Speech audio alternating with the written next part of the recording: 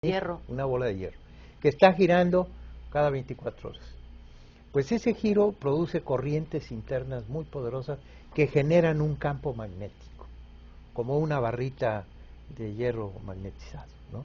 Entonces el campo magnético tiene sus líneas de un polo a otro. Pues bien, cuando llegan las partículas a esa velocidad en las tormentas solares, se trastorna el campo magnético y se trastornan las condiciones atmosféricas.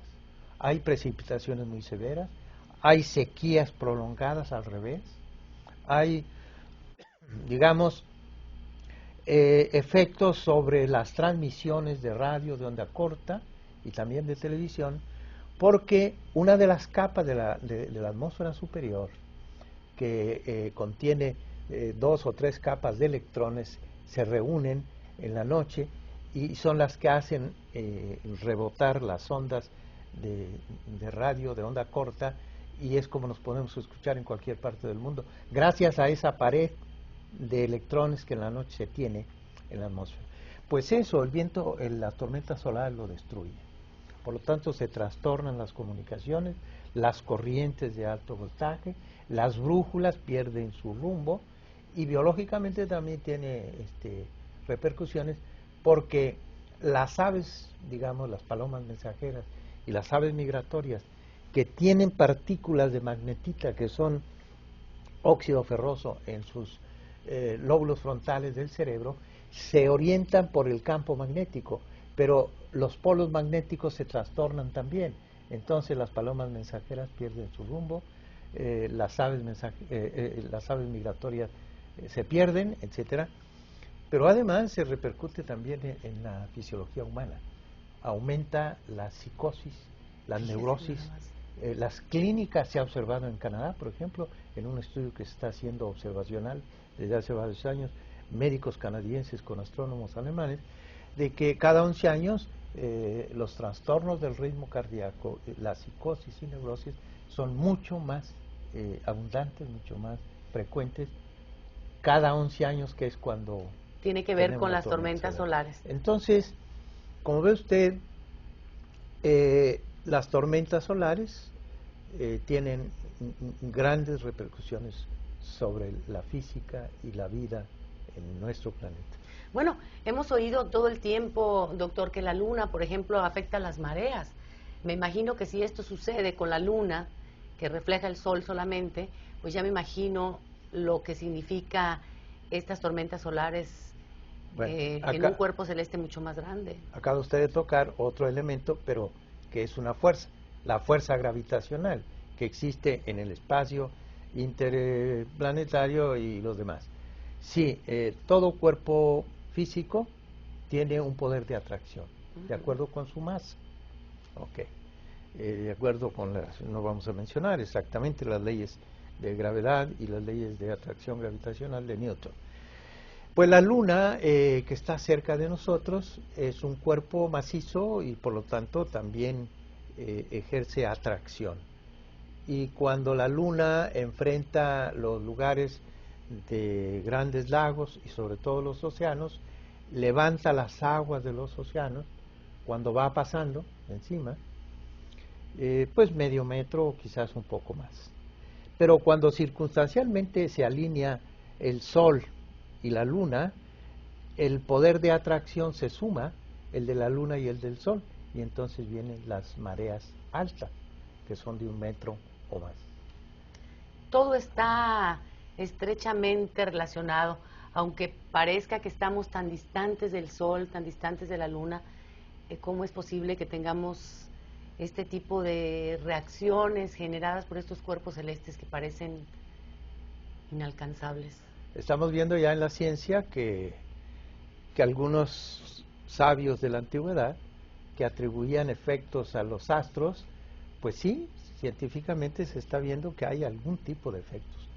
Claro, diferentes a los que supusieron en otros tiempos, pero la ciencia, por supuesto, está demostrando que hay una interacción estrecha, no solamente con la Luna y el Sol, sino muy probablemente con otros cuerpos celestes más distantes. Fíjese nada más, qué interesante, doctor. Y bueno, además de todo esto que nos comenta que existe en el espacio exterior, todas las características que tiene, hay otras que usted nos había mencionado fuera de cámara y que nos parece también importante pues escuchar su comentario, que son las radiaciones. Todo esto que tiene que ver con la luz visible y todos los tipos de luz y los rayos gamma, esas cosas que a veces, bueno, no a veces, sino si no tuviéramos la atmósfera terrestre, serían sumamente dañinos. Exacto. El Sol también produce lo que se llama radiación electromagnética, que no es materia, es una forma de la energía. ¿Cuál es ese espectro electromagnético? Bueno, pues es la luz visible. La pequeña ventanita que nuestra retina permite que nosotros nos asomemos al mundo y al universo. Pero es estrecho, es muy o sea, lo que pequeño, nosotros vemos es como una rendija es apenas. muy poco. Es muy poco. Respecto a lo que pudiésemos ver. Formalmente, si hubiera un médico espacial que calificara hasta astronautas que van a viajar al espacio intergaláctico o interestelar, diría formalmente ciegos. ¿Por qué? Porque no vemos la luz infrarroja, no vemos la luz ultravioleta, no vemos los rayos X, no vemos los rayos gamma. ¿Cómo veríamos si tuviéramos esas cualidades? Como los telescopios que hay ahora puestos en órbita, de radiotelescopios, también en la superficie terrestre, los telescopios de luz visible, pero los telescopios de luz ultravioleta, de rayos gamma y de rayos X, han contemplado ahora integralmente al universo y las galaxias y los astros que nosotros veíamos solo con el telescopio visual, de una forma y de un tamaño, pues nos damos cuenta que son muy distintos, ya vistos integralmente, con otro tipo de sensores, ¿verdad?, que no posee el ojo humano. O sea, nuestras capacidades son limitadísimas. Limitadas, muy Seríamos limitadas. una especie de mezcla entre murciélago, lince, gato, ser humano. Podríamos ver muy diferente. Pero si algún día, como está trabajándose, funciona la aviónica, o sea, pueden integrarse sensores electrónicos de este tipo, de luz infrarroja, de luz ultravioleta, rayos X, rayos gamma, e incorporarlos a la fisiología humana, y en una de esas podemos realmente ya recuperar la visión integral del universo. Qué barbaridad. Entonces somos prácticamente ciegos. Así es. En este planeta. Pues tenemos temas para muchos otros programas, doctor, que seguramente cuando hablemos de las capacidades del hombre en el espacio, del hábitat, de los nuevos hábitats para la humanidad fuera del espacio terrestre, pues platicaremos sobre esto más a detalle y pues va a ser increíble. Fíjese, doctor, que yo me pregunto mucho, ¿cómo va a ser posible? Ya hablaremos de las estaciones espaciales y de las ciudades espaciales en nuestro próximo programa, pero en este espacio exterior, en este enorme vacío, pues las distancias son muy grandes, doctor. Se tardan años en llegar de un punto a otro. ¿Cómo va a ser posible cruzar estos espacios cósmicos tan grandes para llegar sin que transcurra la vida? ¿Qué va a pasar? ¿Cómo va a ser posible? Me gustaría dar una respuesta más amplia sobre esto, porque hay una propuesta de aquel famoso director de vuelos espaciales que se llama, todavía vive, Christopher Columbus Kraft, Cristóbal Colón Kraft, traducido, que fue el que dirigió los vuelos a la Luna. Y tiene una propuesta para vencer esa dificultad que tenemos, porque no se puede superar la velocidad de la luz, al menos con la tecnología prevista. Pero hay otras ideas que me gustaría hablar, digamos, en algún otro programa de esto, porque no terminaríamos ahora de explicarlo. Pero sí, lo que usted dice es así. Tenemos una gran limitante para viajar al espacio interestelar, y ya no digamos al espacio intergaláctico. no vamos más allá de la velocidad de la luz, 300.000 kilómetros por segundo. Pero para llegar a la estrella más próxima tenemos que viajar a la velocidad de la luz más de 4 años. Imagínese nada más. Pero ya hay estudios al respecto, ya hay alguna forma de, ¿cómo podríamos decirlo? Combustible que pudiera, no sé, algún elemento. No, hay teorías, hay ideas, hay propósitos, hay planes o proyectos, pero todavía no se cuenta con eso. Es más, ni siquiera hemos podido vencer la primera velocidad cósmica o la segunda velocidad cósmica, que es de 40.000 kilómetros por hora, porque los combustibles de que se disponen actualmente químicos no dan para más. Entonces, estamos apenas en la edad de la carreta, digamos, o de algo así, de la antigüedad. Las velocidades cósmicas en este momento que pueden desarrollar los vehículos espaciales son muy, muy limitados todavía. ¿Estos estudios tendrían que ver con esto que conocemos como plasma? Ciertamente.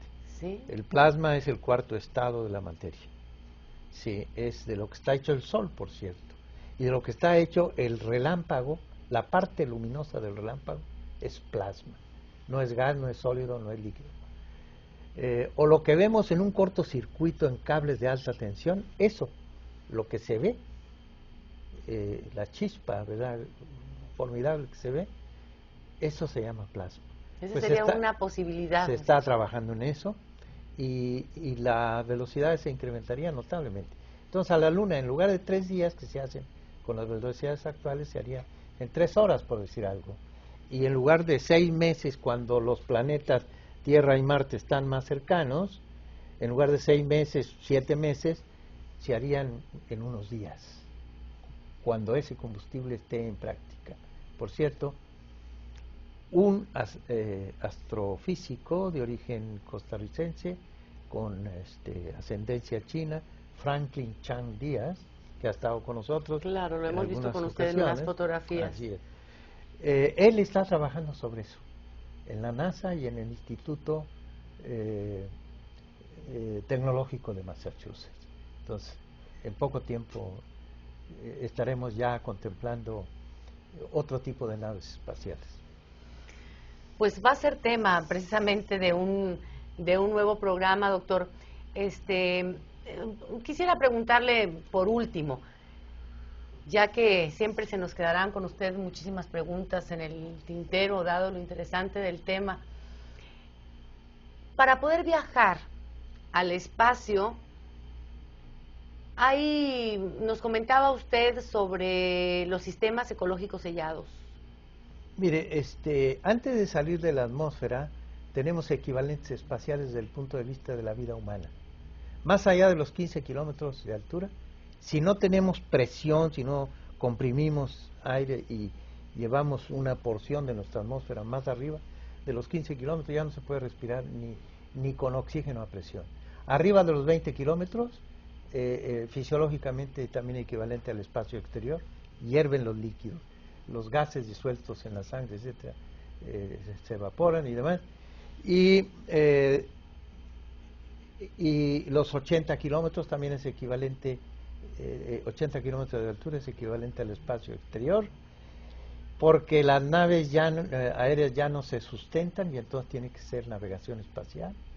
Y a los 100 kilómetros ya la luz solar no es reflejada por